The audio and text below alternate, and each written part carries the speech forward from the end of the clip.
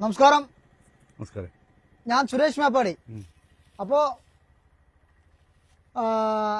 നിങ്ങൾക്ക് ഇന്ന് പരിചയപ്പെടുത്താൻ പോണത് ഒരു അപൂർവം മരുന്നല്ല, ഒരുപാട് സ്ഥലങ്ങളിൽ കണ്ട് നമ്മൾ മൈൻഡ് ചെയ്യാണ്ട് പോകുന്ന ഒരു സാധനമാണ്. എന്നാൽ എല്ലാവർക്കും ഉള്ള ഒരു മരുന്ന് അസുഖമാണ് അത്. എപ്പോഴും എല്ലാവർക്കും സ്ഥിരമായിട്ടുണ്ടാവും അസുഖം. എല്ലാവർക്കും എപ്പോഴും വരാൻ സാധ്യത ഉണ്ട്, എല്ലാവർക്കും ഉണ്ട്. എന്നാൽ അതിന് സ്ഥിരമായിട്ട് വരുന്ന ആൾക്കാർ ചെയ്യേണ്ടത്, നിങ്ങൾ പല മരുന്നുകൾ കഴിക്കുമ്പോൾ അത് പിന്നെയും വന്നുകൊണ്ടേയിരിക്കും. എന്നാൽ ഒരിക്കലും വരാത്തൊരു മരുന്നുണ്ട്. ആ അസുഖം എന്ന് പറഞ്ഞാൽ മൂലക്കുരു, അതായത് മലദ്വാരം കടിക്കുക, പുഴു കുടയുന്ന മാതിരി കുടയുക. ഇങ്ങനത്തെ സിറ്റുവേഷന് നിങ്ങൾക്ക് പറ്റിയ നമ്പർ 1 മരുന്നാണ് ഞാൻ എല്ലാ വഴികളിലും എല്ലാ സ്ഥലത്തും നിങ്ങൾക്ക് കാണാൻ പറ്റും. അതാണ് ഞാൻ നിങ്ങൾക്ക് പരിചയപ്പെടുത്തി തരാൻ പോകുന്നത്. വളരെ വളരെ ഗുണം ചെയ്യും ഈ സാധനം. ഇതാണ് ചുണ്ടക്ക.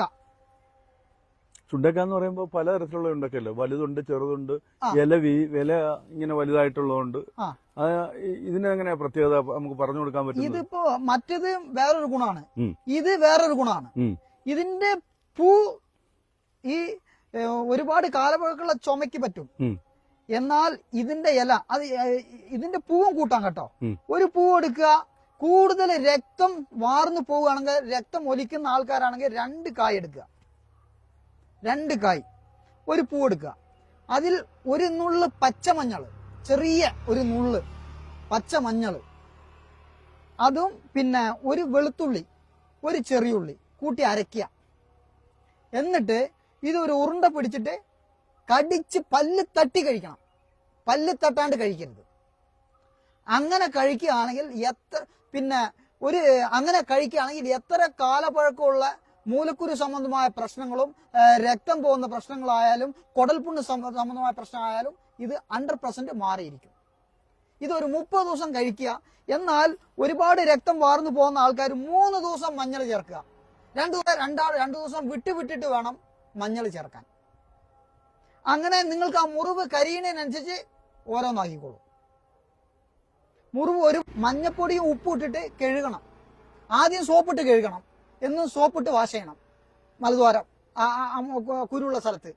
രണ്ടാമത് ഉപ്പും മഞ്ഞപ്പൊടിയും ഇട്ടിട്ട് ഒന്ന് കഴുകി കൊടുക്കുക.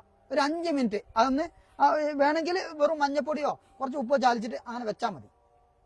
കഴുകി കളയുക, അതാണ് നല്ലത്. 5 മിനിറ്റ് കഴിഞ്ഞാൽ കഴുകി കളയുക. അങ്ങനെ ഒരു 30 ദിവസം ചെയ്യുമ്പോൾ, 30 ദിവസം അല്ല, ഒരു 10 ദിവസം കൊണ്ട് തന്നെ നിങ്ങൾക്ക് നല്ല ഗുണമുണ്ടാവും. അപ്പോൾ അങ്ങനത്തെ ആൾക്കാർ കട്ടിയുള്ള ആഹാരങ്ങൾ, മുട്ട, പാല്, പിന്നെ അതേമാതിരി ഇറച്ചി, മീനൊക്കെ കുറയ്ക്കുക. എന്നാൽ നിങ്ങൾക്ക് 100% ഗ്യാരണ്ടി ആയിട്ട് എത്ര കാലപ്പഴക്കമുള്ള കുടൽപുണ്ണും എത്ര കാലപ്പഴക്കമുള്ള മൂലക്കുരുവും മാറുന്നതായിരിക്കും. ഇത് പല്ല് തട്ടാണ്ട് കഴിക്കരുത്, പല്ല് തട്ടി കഴിക്കുക, ചവച്ചരച്ച് കഴിക്കുക. ഇത് വെളുത്തുള്ളി, ചെറിയുള്ളി, ചെറിയ കഷ്ണം മഞ്ഞൾ, നാട്ടുമഞ്ഞളായാലും കുഴപ്പമില്ല, ഇത് അരയ്ക്കുക. എന്നിട്ട് പല്ല് തട്ടി കഴിക്കുക. സാധാരണ പലരുവേ ഇങ്ങനെ കമന്റ് ബോക്സിൽ അതില്ലാതെയൊക്കെ ചോദിക്കുന്നുണ്ട്, സുരേഷ് മേപ്പാടി ഇതുപോലുള്ള അറിവുകളൊക്കെ ചുമ്മാ പറയുക, അങ്ങനെ പറയുക, ഇങ്ങനെ പറയുക. ഇത് നിങ്ങൾക്ക് ഇതിനെ കുറിച്ചുള്ള അറിവ് എങ്ങനെയാണ് കിട്ടിയത്? എവിടുന്നാ കിട്ടിയത്? ഇത് ഞാൻ ഞാൻ വൈദ്യം പഠിച്ചു വന്ന ആളാണ്.